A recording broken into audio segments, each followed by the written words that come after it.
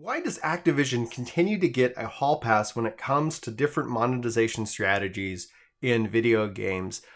What's up, Soul Nation? Ginger Prime here, and I just filmed a video basically about this subject, and I ended up getting so angry that I decided I should just go ahead and refilm it because I didn't feel like I was making logical or reasonable sense in that video. I let my emotions kind of captivate me, and I wasn't really happy with the end result. And thus you're getting this result. Sorry that if you're curious about the angry version of myself, we're going to have to save that for later. And I'm going to try to really kind of capitalize my thoughts in this one video. If you're unaware, what's been going on is that Activision and PlayStation have teamed up for a timed exclusive. We put a little post over here on Ginger Prime just yesterday about a one-year exclusive for a game that has a one-year lifespan, which is Call of Duty. And people have said, like, oh, like they continue to support these games after the fact. There's a thing about momentum. There's a thing about people going from A to B to C. But regardless, there's a bigger conversation about 2K, EA, and Activision as it relates to how these companies run their businesses. Now, ultimately, like if you put, let's just say those three, you can put others in there. What are you going to pick? I'm going to guess for you, but you know, obviously things can change. Most likely, I would say general gaming culture is going to kick EA out. EA has been on the bad list. Everybody's been so laser focused on them after the Battlefield 2 debacle that they've been unforgivable. Like they've been untouchable, EA, you know, etc. You say that and people have a very emotional reaction, and I don't blame them for it. I think EA has more than earned it. However, and I'm not defending EA, it always seems to, like I hate being in this weird position. I'm not defending EA, but just keep with me. EA has made changes. They came out with other games that unfortunately weren't good, and that's going to be the crux of this argument here. They came out with other games that weren't good, where they listened to the gamers, but the games weren't good and nobody cared. That's on them. Activision, however, is a different boat. They know their games are going to sell. They know they're going to sell well. They do not give a crap. And they've shown this time and time again, but yet gamers continue to give them hall passes to say, yeah, Activision sucks. Oh man, yum, yum, yum, yum, yum, yum. Give me more. You know, Call of Duty. Oh, we can all go downvote it as much as we want. Still record-breaking sales. And we talked about this and why everybody's wrong with microtransaction video over at Work to Game. Really good reception. I know there's some people who don't understand the message, but the hopeful message in there, and that's the key thing, the hopeful message is trying to create actionable things that gamers can do to kind of help change the market, because we are the underdogs here. We are the literal underdogs. When you talk about, let's say, maybe 100 million of us versus the 2.5 billion gamers worldwide, as well as with India and China, you know, China, oh my gosh, has really impacted us. Most likely the reason you're ultimately frustrated with how games are monetized, it's because of the globalness and the explosiveness of gaming that's happened over the last 10 years alone. Console sales have not gone up. Anyway, other videos, Work the Game, check it out. I think you might really enjoy them, but they are, you know, kind of deep. So Activision gets a hall pass, and this comes down to good games, nostalgia, and essentially dopamine. Dopamine's a key thing here. It's that hit of that drug, that sense of joy. But yet, can time and time and time again, Activision gives you that and then pulls the rugs. That's a horrible way to pulls the rug, singular, out from under your feet because they can.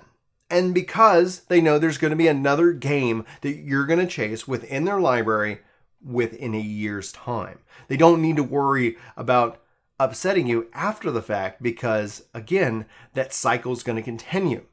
You're going to go play something else. We're all going to get distracted. And that is essentially their business plan. They're running it like a bunch of freaking geniuses. And the question is that have we had enough?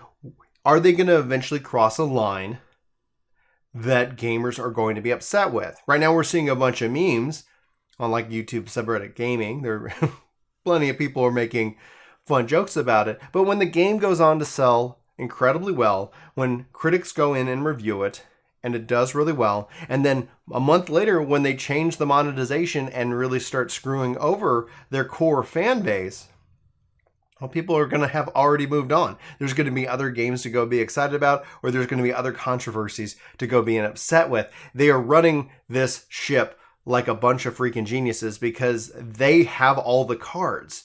They have the IP, they have the dopamine that we crave when it comes to these games, and they have a willing base of fans who aren't necessarily engaged with why these aren't positive systems in the first place. And that in and of itself is the triple play. It's they're holding all the cards, and we're just sitting here yelling into the air or on YouTube or on Reddit. I think the core lesson here is the ESRB and the ESA aren't on our side. I said that as much in my microtransactions video. I don't have the answer. I have the goal of education as well as getting involved and hopefully continuing to improve the overall situation by inviting people in. Us yelling at other gamers who are a part of that only serves to drive them further into it and spend more money. But my concern here is and always will be the kids as well as vulnerable adults who are taken advantage by these systems and by these mechanics. I, as an adult, choose not to engage with it. And that's why we as gamers need to make sure that we send clear messages as to what systems are actually appropriate. We're all not going to agree on that, and that in and of itself also gives them the strength. They hold all the cards, they hold the IP, they hold the dopamine that we crave, like I said. Guys, I can relate and feel like the cynic is coming, is just dripping over me right now. And that's where I wish I had something better to give you. But like we said, with India coming online, with more games going into that service model, I don't know if we're going to be getting something that is essentially or quintessentially better.